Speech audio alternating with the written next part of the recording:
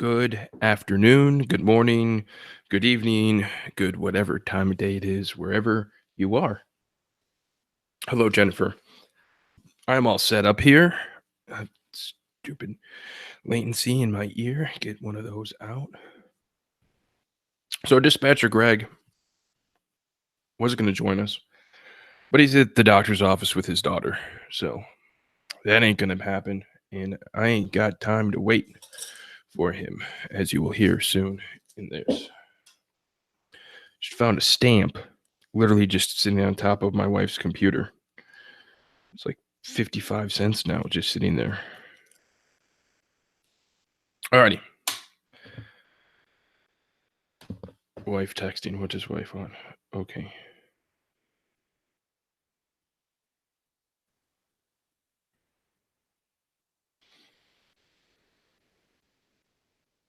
Mm-hmm.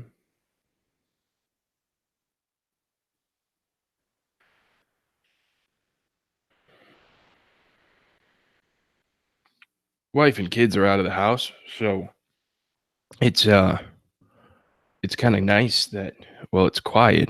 But my wife said that she might be home soon or might be leaving soon. I'm trying to figure that out because of how quickly I have to get this done.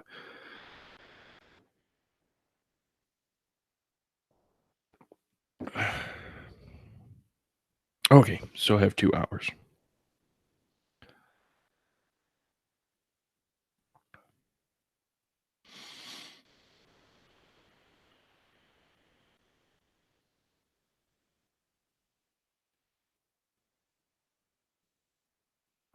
All right, hit that on Do Not Disturb. No, I can't put that on Do Not Disturb. We might have blind people coming to still install the shades. It's freaking ridiculous. No, Jennifer, she does not know that she's holding up the show. Absolutely, she does not. All right, and it's warm.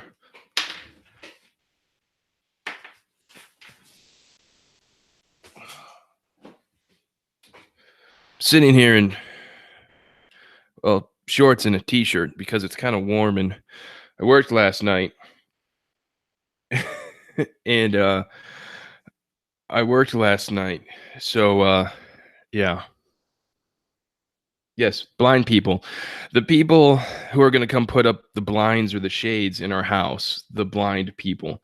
They're actually called the blind guys. And well, that's a long story that we shall not get into. Let's go ahead and you know, Jennifer, that reminds me of a very funny joke that our priest told us the other day, which I will not share here.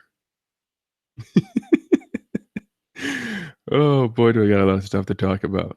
All right, let's do this. Oh, do you know what? I might want to hit the record button over here. That'd be very important. Test. Test. Why is that coming out on track 2? I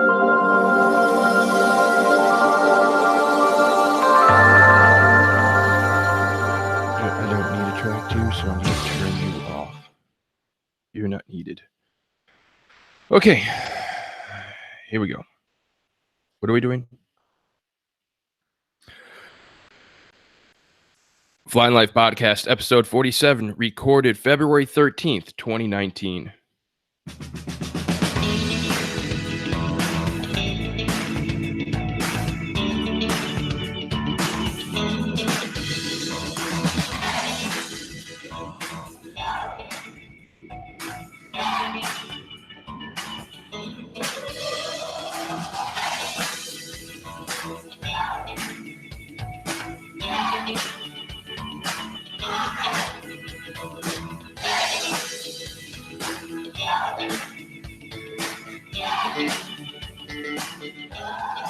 Welcome to the Flying Life Podcast, a podcast just about that, flying, aviation, and my life. I'm Dispatcher Mike, a dispatcher for a major airline based here in the United States. And if you're watching on YouTube, you can see That is strictly only Mike on the podcast today. Dispatcher Greg was going to join us, but had to be called away to parenthood and fatherhood duties of taking his daughter to the doctor. So it's all of that. So yeah.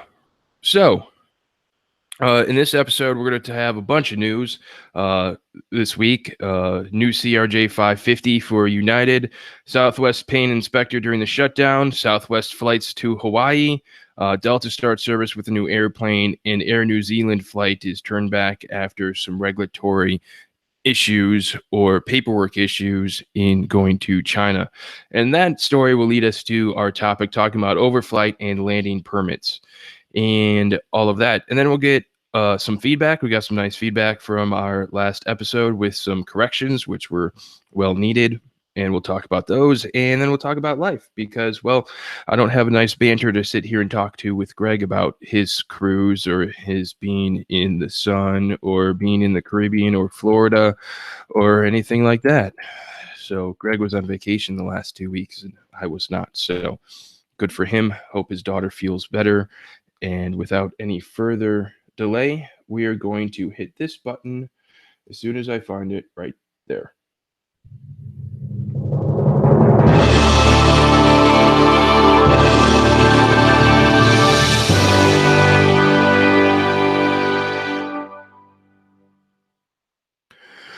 All right, the first news article, this came out last week, about 7 days ago, from United. United and Bombardier, or Bombardier, if you're in the United Kingdom, launched the CRJ 550. And I'm like, CRJ 550, what's that?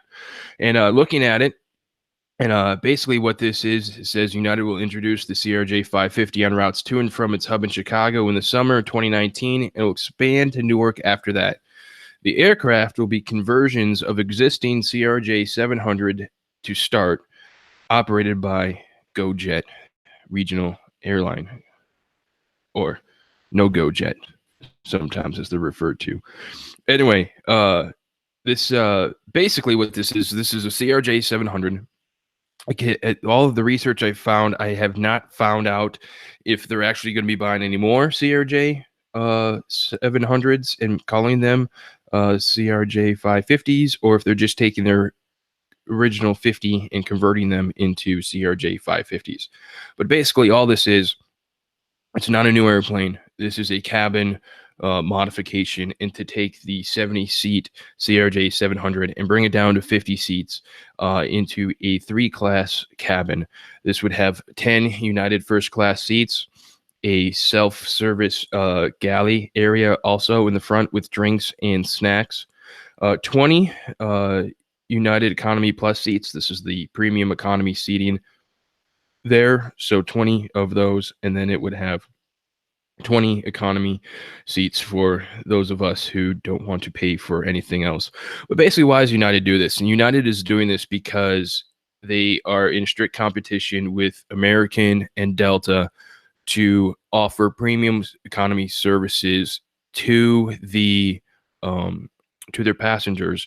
I read another article about this. It was a little like one of those video blogs of Delta Airlines, who started this trend back in 2011. Now 1/3 of their total revenue comes from the premium cabin, which boggles your mind. You got to think about it. And we hear this in our recurrent classes and everything like that.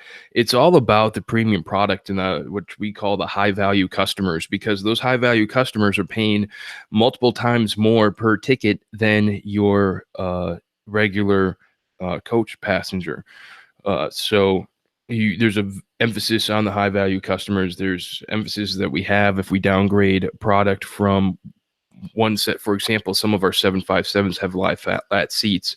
Well, if we have our lie flat seats and we have a broken airplane and we need to substitute it with an aircraft that does not have lie flat seats, well, that's a problem. And those passengers get compensated for that. And it could be very costly for us to do that. So we try not to downgrade the equipment for that. So overall, though, it seems like a pretty slick airplane. There are some things that are concerning about it. One, it's a 50-seat aircraft. So with 50-seat aircraft, you only need one flight attendant. Now you have 30 premium economy or premium high-paying passengers, plus the extra 20 in the back that have one flight attendant to serve them. So I think that's why United is putting the self-served snack and drink area up in first class. So if someone still wanted a drink, they could go up there and get themselves another beverage. Looking at their schematic of the cabin, again, link of this will be in the show notes. There are 4, 5, 6, 7 seats on the aisle, and only 3 seats that do not have direct aisle access. So that is, 70% of the first class cabin has access to that snack basket as well. And yes, it's so only 50 seats, and you're right, Jennifer, that gives it exactly the same amount of seats as a CRJ 200. So this is going to be some pretty cushy leg room into there. It's pretty good. I mean, it's going to be a good looking product. I think they're a little bit behind in the race for the premium cabin, especially on these smaller markets and all of that. But hey, United's got to play catch up, and I think this is a pretty good way to do so. Our next story is from Market Watch, saying Southwest paid for an FAA inspector during the shutdown. Southwest Airlines benefited from an unusual deal with the federal aviation regulators during a recent partial government shutdown. The carrier agreed to cover the costs of briefly recalling furloughed safety inspector to sign off on and putting 3 new jets into service. As you recall from, was it our last podcast or the podcast before that, the shutdown was affecting carriers like American had a couple of jets that were new. So did Delta. The government shutdown caused Delta to delay their entire A220 launch and entry into service. So that was something that this does. But here, stroke of genius, and everyone's like, wait a second. Southwest agreed prior to the start of the shutdown to have and pay for their safety inspector to come on and bring their new jets into service. And this is honestly, I think this is exactly what we do. This is what the out of box thinking of an airline, and that is, I mean, they knew it was going to happen, and they could see it was going to happen, so they quickly made a deal with the FAA to make sure that their new jets still got their certifications and all that. I mean, for Acme, we had 3 737-900s sitting in Kansas City that literally all they needed was our inspector's signature. I mean, they weren't brand new airplanes or anything like that. They literally just need to be signed onto our operation specification, and they couldn't be because the guy that needed to sign them was furloughed. So very smart by Southwest that I can think of for doing that. Our next story comes from CNBC, and it is also about Southwest Airlines, and this happened in the last week or so, that Southwest had their first test flight to Hawaii, and Southwest had their first proving run with the FAA officials was set for, I think it was last Tuesday. This flight is one of several that the airline will make as it goes and tries to reach its ETOPS certification. We all know that ETOPS stands for Extended Twin Engine Operations, and or Engines Turn or Passenger Swim, as I like to say what ETOPS stands for. So all of that is going on and happened, and they had a successful flight. They didn't end up ditching in the Pacific Ocean, so they made it there safely. And so this is all about service that Southwest is trying to start, and it's going to be service that is to and from the West Coast of the United States to Hawaii. But I also read in this article that they're going to be doing inter-island service as well, which is huge, and that's a big that's going to take a big hit to Hawaiian and add some competition in that market. Especially that inter-island stuff. So it's pretty much good for them. Good for Southwest from expanding from that little the state of Texas only airline to what they have become now. Their growth has been exponential. They are obviously are profitable and are growing. They with the acquisition of AirTran a few years ago, they started international service, and it was a big deal for them flying to the Caribbean, and now they are going to be flying out to the islands and around the island. So kudos for them. And everyone still thinks that Southwest is a low cost airline, and I pretty much don't see that anymore. I see as Southwest is definitely a legacy airline, and they've come very much into the legacy airline world. One thing about this is the 737 and ETOPS is pretty hard, mainly because of the ETOPS diversion fuel that you have to carry. It puts the aircraft very close to max takeoff weight. I would assume as well, especially in the configuration that Southwest has in that high capacity configuration on their aircraft. It's going to be interesting to see if their flights are uh, restricted or seat capped or restricted on weight, because it's really not enough. It's not about the fuel to get from the West Coast to the islands or from the islands back to the West Coast. It's the fuel that you have to carry to fly at 10,000 feet halfway, and that's the ETOPS fuel in case you would lose an engine and decompress at the same time, which is something that we have seen in the last year. That's not something that's ill-fated. Oh, there's no way that we're gonna lose an engine and decompress. That's just malarkey. Well, it's not. It happened to Southwest last year, and they lost an engine. It was an uncontained engine failure. Pieces went through the cabin. They decompressed, and they went down. Not down, but they had to descend. So yeah, I guess it's bad words saying they went down. They didn't go down. They physically went down, but they didn't go down as in they didn't crash. So all right, next story is Delta Airlines debuted in the last 2 weeks that their brand new Airbus A220. This is I call this a schizophrenic airplane, because this airplane has many names to it. And even when still at work last night, we had Washington Center call us and say, "Hey, what type of aircraft is this?" And because of the way that um, the way it's ICAO filing is, I think it's a BD5 is its ICAO call sign. And so this is obviously the A220, the C series, the CS100. It's also known as the BD500 because that is the manufacturer name and of the aircraft itself. So it's a schizophrenic airplane, as I say. It has multiple personalities, multiple names, many aliases. But anyway, Delta started this. It's the newest A220 plane, and they started it with their first flight on, I believe it was February 7th. February 7th, with last Thursday morning, Delta flight 744 LaGuardia to Boston at 6 a.m. And they also are currently flying the route.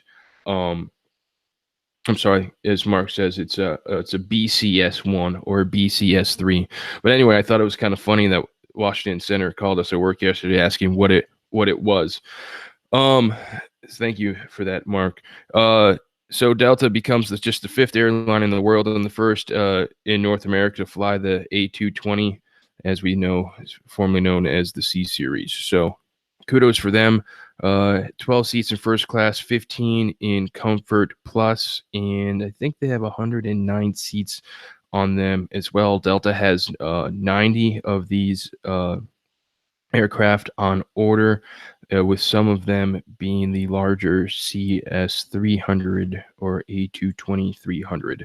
So that's good for them. I know they were delayed, but having seen the airplane at Oshkosh, what a gorgeous looking airplane.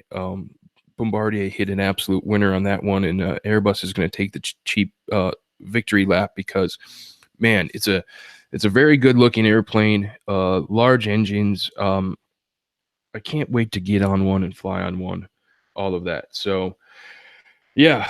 I from the chat room, Mark says as someone from Quebec, I feel a little offended when people call it an Airbus product. Yeah, it's not an Airbus product. It's definitely a Bombardier product that was stolen and given an Airbus name.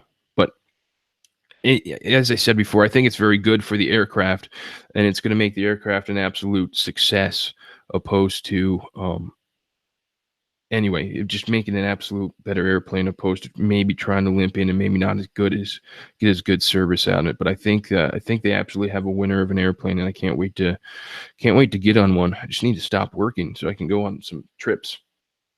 So, final story is Air New Zealand flight to China forced to turn back after not having permission to land. Oopsies. So, an Air New Zealand flight to Shanghai turned back several hours into its journey on Sunday after discovering it did not have permission to land in China. Uh, Flight 289, carrying about 270 passengers, left Auckland shortly before midnight Saturday, only to return about 10 a.m. on Sunday. It turned around several hours into flight. A technicality meant that the particular aircraft operating this service did not have the Chinese regulatory authority to land in China, the airline said. China's foreign minister did not make an immediate comment when contacted by Reuters. Calls to the Civil Aviation Administration were not answered. Air New Zealand apologized to its passengers and said special service would fly them to Shanghai at 11 p.m. on Sunday. So, yeah, it's never a good thing when you release a flight and you send a flight somewhere and you realize, oh crud, we can't land there. We gotta, it's just, it takes the human part, an element of airline operations that, a human put that assigned that aircraft to that route of flight. A human released it. Human pilots looked at it, and honestly, this is just a paperwork issue, which is going to lead us into our topic, talking about airline.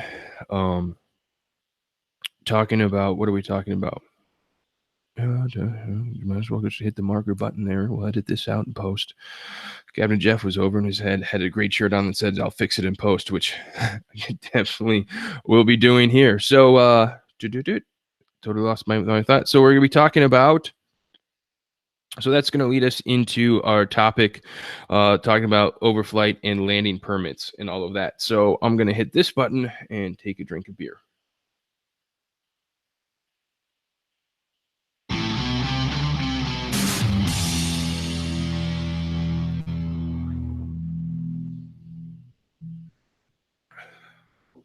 It's been a while since I've done a solo show. It's a lot of work. Yes, absolutely. It's his favorite sentence. I'll fix it in post. I always like it when he says that sentence and then you hear that on the podcast after post. Anyway, all right. So, overflight and landing permits. Now, I'm going to start pretty general at a baseline level and then work myself up to actually what we're doing. So what I'd like to talk about first about this is the freedoms of the air, or the international traffic rights. And this is the freedoms. They are international commercial aviation agreements, traffic rights, that grant a country's airline or airlines the privilege to enter and land in another country's airspace. They were formulated in 1977 at an international gathering held in Chicago. This would be known as the Chicago Convention. To establish uniformity in the world air commerce. They're generally considered to be 9 freedoms of the air, but in reality, there's still just 5 that have the treaty on them. There's going to be a link in this in the show notes. This is a very interesting. This is put on by the corporation known as Boeing, and this is their website on it. But it explains very well what the freedoms of the air are. So, the first freedom is the right for an airline from country A to overfly country B. So basically, what it is just overflight privileges from point A to B. So, for example, say Air Canada was flying from Toronto to Cancun. The first freedom gives them the right to fly over the United States of America. That's basically it there. The second freedom is the right for a commercial aircraft from country A to land and refuel, commonly referred to as a tech stop, in another country. So this would be, for example, you're bringing a brand new A321 home from Germany to back to your country, and say your country is the United States, you have to make technical stops along the way because the A321 can't make it all the way. So you make a technical stop in Iceland and you make a technical stop in Canada, and then you continue to your country. And that's exercising your second freedom rights there. Your third freedom right would be the right for an airline to deliver revenue passengers from airline's home country to another country. So your right to fly an airplane from country A to country B. That would be your third freedom right. Now, your fourth freedom right would be the opposite, where you have the right as an airline to carry revenue passengers from another country back to your home country. So, that's basically how much of the world operates right now, is where you have a third freedom. You fly, for example, Acme flies from Atlanta to Sao Paulo. We use our third freedom rights to get our passengers there, and we use fourth freedom rights to get people home. Your fifth freedom is basically a combination of the third and fourth freedoms, is a right for an airline to carry passengers or cargo between two foreign countries, that'd be country B and C, provided that the aircraft touches down in the airline's home country. Oh, no, I'm sorry, I read that wrong. That was the sixth freedom.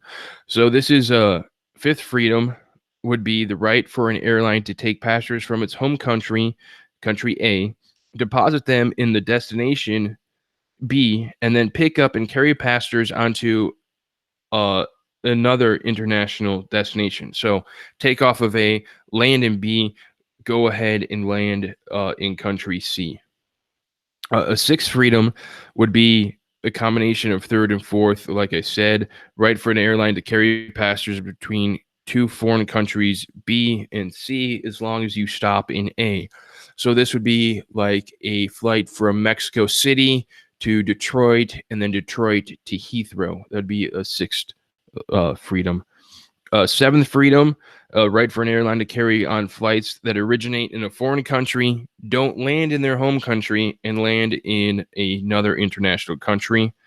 The eighth freedom is where the right for an airline to carry passengers from one point in a territory, country B, to another point within the same country on a flight that originates in its home country. So this happens a lot, especially with, I believe, Qantas and with Qantas and I think Air New Zealand does it, where they fly Auckland, LA, or Sydney, LA, and then they fly on from LA to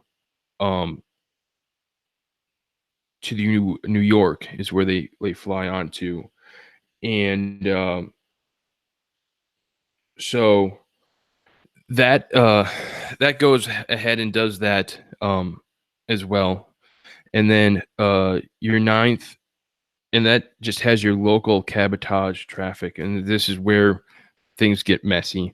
And then your ninth freedom is where you fly from in between two countries, and you're allowed to pick up traffic along the way.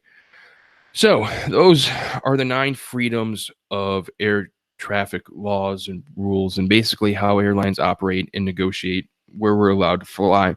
But that's a good basis to start in this conversation. Now, the other foundational piece I want to talk about is the Aeronautical Information Publication, or AIP. And what an AIP is a book published by a government about the rules and everything of their website, their airspace. I will have links in the show notes to the FAA's AIP and the Russian AIP, just so you can see the difference. They're pretty much set up the same, but taking a look at the AIP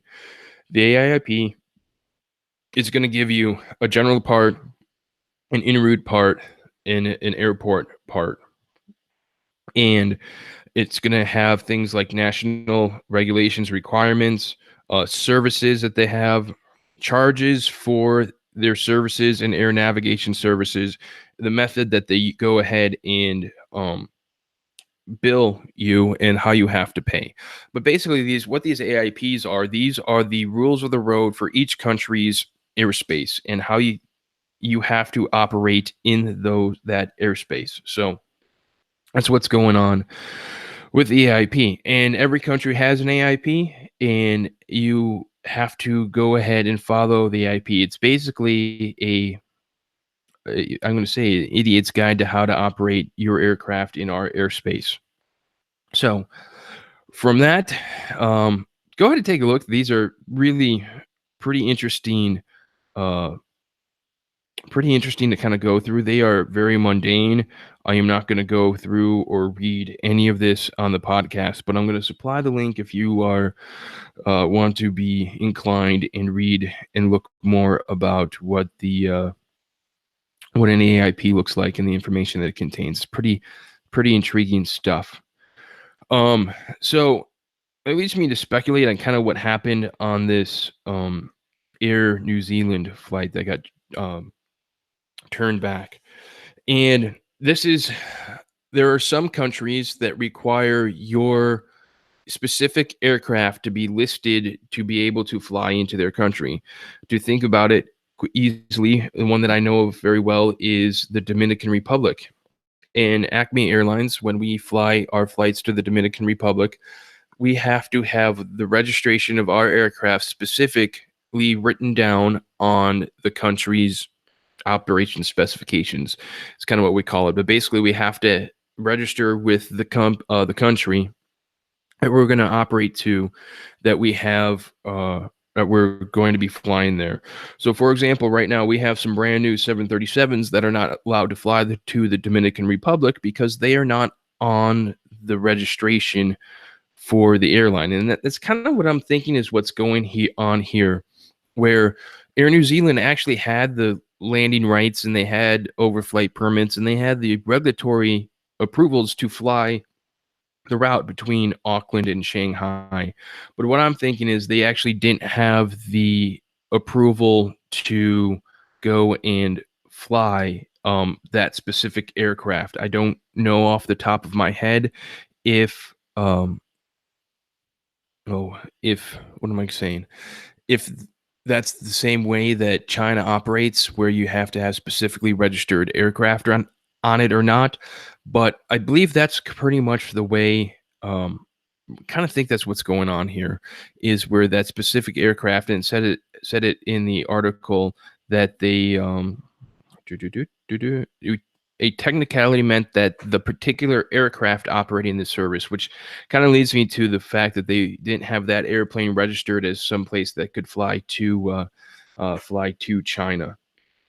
So anyway, that's that. So that's takes care of the landing part. Now I want to talk a little bit more about um, the overflight and the first freedom that we have, and the overflight permits that are required to that we are required to have to fly over specific countries. Because some countries, they want to know who you are, where you are, and where you're going, and what they can expect from you. Some of these countries would be China, Russia, and Japan, especially Russia. And we'll go ahead and talk about this. So, say Acme Blue, flight 123 is from Chicago here to Tokyo Narita Airport. Now, the way that we fly sometimes, especially in the winter, you're going to want to be more economical to fly over Russian airspace to Japan, because just the way the winds are, it's more economical to be on a more northerly route to go through there. One of these northerly routes and fixes is a fix called Liski. And Liski is a fix that is on the border between Anchorage and Magadan Fur. I believe I am pulling up my skyvector.com right now to make sure that is correct. Liski. Liski. Yes, Liski is on the border between the Anchorage Fur and the Magadan Fur. So as an airline, I am allowed to flight plan north over Liski. Some of these other fixes that we have that go are Frank and Tesma. Tesma's rather new. I don't remember that one. Uh, Bockel, Liskey, and then finally further north you have Poulin, which Poulin is the first of your polar fixes, and then in there. So we can go on naming fixes in the world anyway. But anyway, so say in this hypothetical situation, I have a flight from Chicago O'Hare to Narita, Japan. Winds tell me it's best for me to fly north through Russia, so I enter Liski. And now I have to make sure, in order for this to happen, that Acme Blue 123 has to have the approval by the Russian government to fly over the over Russia. And the Russians are very specific in the spot where you need to have both the name, the flight number, so it's flight number specific. You have to apply for every single flight number you plan to fly through the airspace. But not only is that, but it's also entry and exit point specific. So in this fun hypothetical situation that I have going on in my head, I have a flight that's entering in Liski, and there are basically uh, three fixes that exit the Russian airspace into Fukuoka for down into where Japanese airspace starts. That's Amino, Bisiv, and Odiri. So those are the three exit points. Now, for me as Acme Blue, I would have to apply for my flight to enter at Liski, but I also have to say I'm going to go Liski Amino, Liski Bisiv, Liski Odiri, and so on. And you have to do this for every single entry point you want to enter the country's airspace in, and every single point you think you might want to exit the country's airspace in. And I believe it all has to fit on one page as well to be approved, and it's a pretty lengthy process. And thankfully, we have a great group of people at Acme Airlines, and every airline has them, called our Nav Data people. And our Nav Data people take care of this. They take care of all of this for us, and they manage the navigational database of the airline. And so, yeah, so they take care of all of that. And once that gets done, it allows you to fly over that airspace. Now, each flight number then gets its own overflight permit number. So if they're questioned by ATC, the pilots then say, nope, our overflight number is this. So not every country requires overflight permits. I know, like when we go over to Europe civilly, we don't need any overflight permits at all. It's not like flying over the United Kingdom, going into Paris, that we have to get a overflight number for our flights there. There's some countries that require it. Now, if we're doing a military charter, there's this system that I learned about last night, which is really cool, called the Aircraft and Personal Automated Clearance System. And the same group of people, the Nav Data people, then build our charters, and then they have to go ahead and submit to each country's attaché in the embassies for overflight permits, because this is a military flight that is obviously operated by Acme Airlines, but is go ahead and is for the United States or the military. Basically, it's a military mission that we have for them. So that was pretty fun to learn about yesterday, and going through and how the permit works and how each country has to sign off on the permit, and then you get your permit number and all of that. So that was really cool to see there. So looking in the chat room, Mark says, is there a fee that prevents you from registering every single airframe in the Dominican Republic?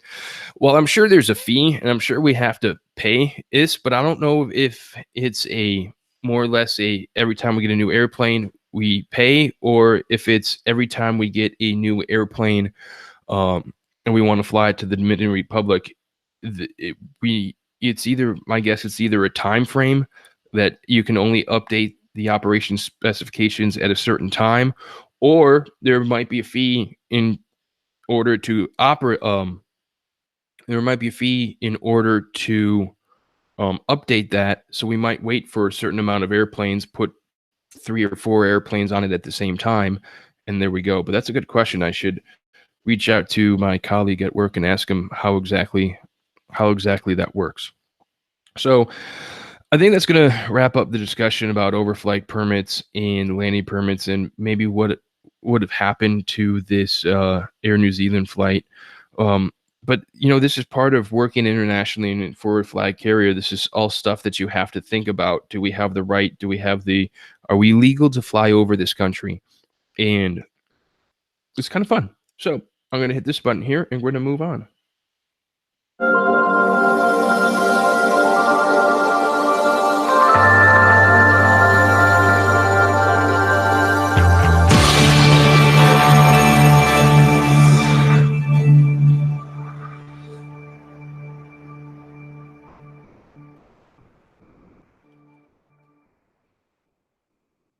Boy, do I miss having a co-host. All right, we're going to talk a little feedback. We got some feedback in the comment section on the website for the show notes. So if you have questions on that, it's another way you can leave comment. But this came from Matt, and he said, "Great episode. Great episode. No, it's not an episode. It's an episode." So this came from Matt, and he said, "I'm a dispatcher for a Canadian air carrier. It's interesting to hear the differences in regulations compared to us. In Canada, there are no regulations regarding landing limits at your destination. We can dispatch to an airport that is 0 statute miles as long as we have a legal alternate. Our no alternate rules are also a bit different. We need two suitable runways and separate runways because reciprocal runways don't count. We need either 6 statute miles and 1,500 or 3 statute miles and roughly 2,500. So that'd be 6 statute miles and a 1,500-foot ceiling, or 3 statute miles and a 2,500-foot ceiling. But all that depends on the final approach fix altitude. Kind of gets in the weeds there. 1 hour before and after with no risk of freezing precipitation or thunderstorms. And they're allowed to apply these rules into the U.S. airports as well. It's interesting. Regarding compacted demand, I think what is commonly known as a spike in demand, e.g., too many airplanes arriving in 1 hour with less demand before and after, is what I think what you're referring to. What I think you were referring to was compression or compression on final, which is real when there are strong winds aloft. Anyways, look forward to your next podcast and hearing about your operations. Well, thank you, Matt. We need to get together and do maybe a little interchange of dispatchers and sit down and talk about it. It'd be really interesting to learn more about your Canadian airline and your Canadian operations and things that you do up there, So he was absolutely correct. When I was talking about compacted demand is when you have a spike in traffic, and really it's when the airport is operating at its most operated. Let me rephrase that again. Compacted demand is when an airport is operating in its most efficient configuration and there's still too many airplanes for certain hours where they're going to get there. The volume is too many to there. As he says, for example, too many airplanes arriving in 1 hour with less demand before and after. So that's what compacted demand is. And like you said, compression is what I was talking about. When you have a very strong wind, or like a strong headwind, it means you have a very strong tailwind, and well, your final just keeps getting out longer and longer. So thank you for the feedback, Matt. And like I said, if there's any way to do some dispatch, foreign exchange dispatch visits, I think it would be fun. You're always more than welcome to come down to Acme, see our show, and all that stuff. I think it would be fun to get together, have a beer or 6, and after we talk about it and talk about everything. So with that, I'm going to hit this button here.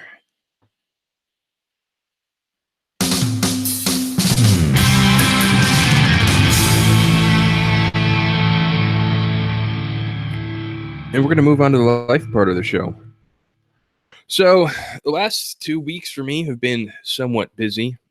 February 3rd. I don't know why I said April. February 3rd, we had our a Super Bowl party and a housewarming party, and it was just an absolutely great time. Super Bowl was here in Atlanta, and it was kind of fun knowing that the Super Bowl was just north, but having a lot of good friends come over for the Super Bowl. I can honestly say I did not watch much of the game. I did not watch very many of the commercials as well. I spent a lot of time talking and hosting and working and cooking and making sure that my guests were having a good time. Did watch a lot of the fourth quarter, and the fourth quarter was good. It was not a blowout game as one was expecting. It was more like a defensive chess match, and a lot of people said the game was pretty boring. But I think if you look at really the defense aspect of things, it wasn't exactly boring. It was just a very different way of having football. So that was that. And then last week, we got a text message from our realtor because even though we have moved into our new house, we still own our other home and we haven't been able to sell it yet. So we had taken it off the market, and our realtor called us up and said, "Hey, it looks like the market is starting to heat up. You guys might want to think about relisting it sooner rather than later." And so the last 2 weeks has been spent. We hired a stager and got someone whose knowledge is prevalent in selling homes to come in. And we had the stager come in, and she said, "Oh, you should paint this room, this room, this room. You should paint here. You should do this." And well, we just listened to her. And so we spent days repainting bedrooms. And then I talked to our realtor. I'm like, "All right, this carpet's 10 years old. Tell me, new carpet." And so she said, "Yeah, I guess new carpet. It's in pretty good shape, but might as well get new carpet." So we got new carpet put into the old house, and we got everything almost all buffed out. I mean, it's really looks good. The changes to me no longer make it saying, "Hey, that's my home." For me now, it's a, "Hey, look, that's just a house that I own." And so we have the house there, and it looks really good. And hopefully we will have in the next 2 weeks, I will say that we have a offer on our house and we have sold it, and we can breathe a little bit easier, um and all that. And then work work this last couple of weeks have been a little rough with the snow, especially the snow up in Seattle. Snow all the way along the northern portions of the continental United States really put a log jam into our operation and all of that. There's one day where Detroit was actually just closed. They just said, "Nope, we're closed." Actually, that was almost a month ago because we talked a little bit about that last podcast. Um, Yesterday or 2 days ago, though, Seattle was just an absolute. Well, I'm trying to find a podcast friendly word for it. It was a mess. It was just an absolute mess with snow, and Seattle does not get a lot of snow or anything like that. So it was not a good situation over there. So, uh, other than that, kids have been going well and everything else. I mean, it's chugging right along, just really hoping and waiting to sell our house and get that taken care of. We're also in February, and as if you've listened to the podcast for a while, you know that February is usually a pretty rough month for my wife and I because March 4th is my daughter's birthday and death date.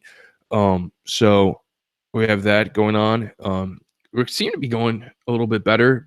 We were in a funk for about a week, but we seem to have pulled ourselves out of that funk. But this is, talking to people who have also lost children, and there's a whole support group at Acme for this. It's the club that no one ever wants to be in. But this is just, I guess, normal, which kind of sucks. But I think the fact that we're aware of it, and my wife and I are talking about how we're feeling and what our feelings are and what our moods are, is really making it very good this month. So we're very happy about that. But needless to say, I can't wait to March 5th.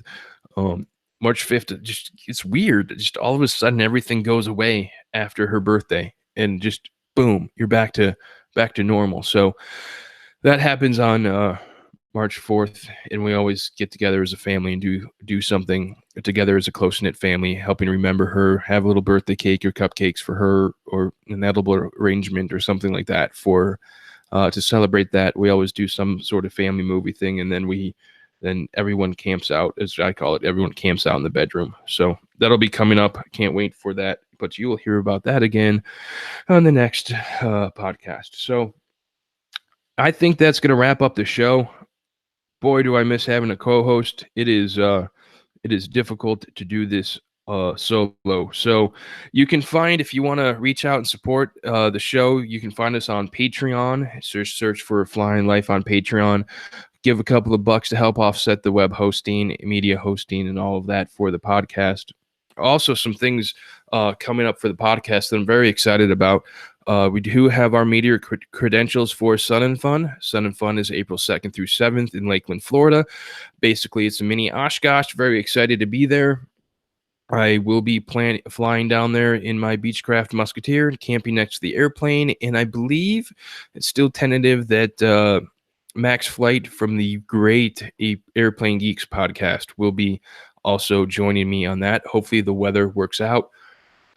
I'll be working and volunteering with Sun and Fun Radio as well again, and might be getting a slot for live radio to do the podcast live on the radio, which will be a different challenge in that. And then also planning on being in Oshkosh. I have the time off of work for the whole week of Oshkosh. If I get invited with the airplane back to the Uvar Hazy Center in June for the Innovations in Flight Day, I'll definitely be there for that. I have all of those days off of work now that we have my schedule all worked out. So basically, podcast is going to be going places this summer. Looking forward to it. Looking forward to getting out and around with the airplane. So you can find show notes for this episode at flyinglife.com/2019/47. You can find me online at Twitter at Flying in Life, Facebook.com/Flying Life, Instagram is Flying in Life, and everywhere like that. You can find show notes, or you can find all the links, everything in the show notes. It's a really, really good tool. And then you can questions, comments, concerns, hate mail, anything like that. You can find those at flyingandlife.com. But until then, everyone be safe, and we'll talk to you in about 2 weeks.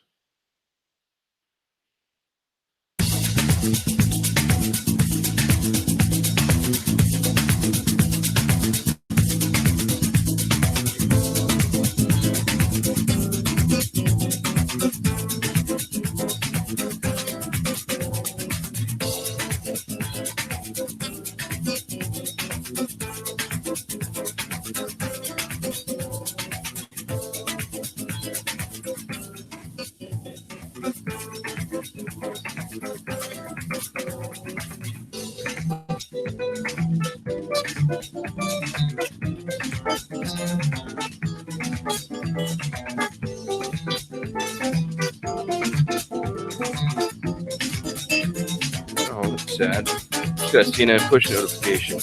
The Mars Opportunity rover is dead.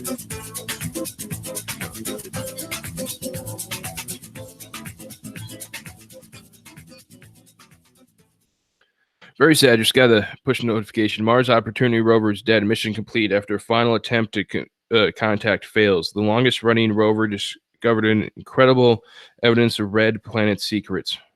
I think it had absolute great engineering. That thing was only supposed to last a very small amount of time, and boom, lasted years after that. So that's it, everybody. I got to go back to the other house and take stuff apart and make it look like a very, very desirable place for someone to live. So see you, everyone. Thanks for tuning in and watching and all of that fun stuff.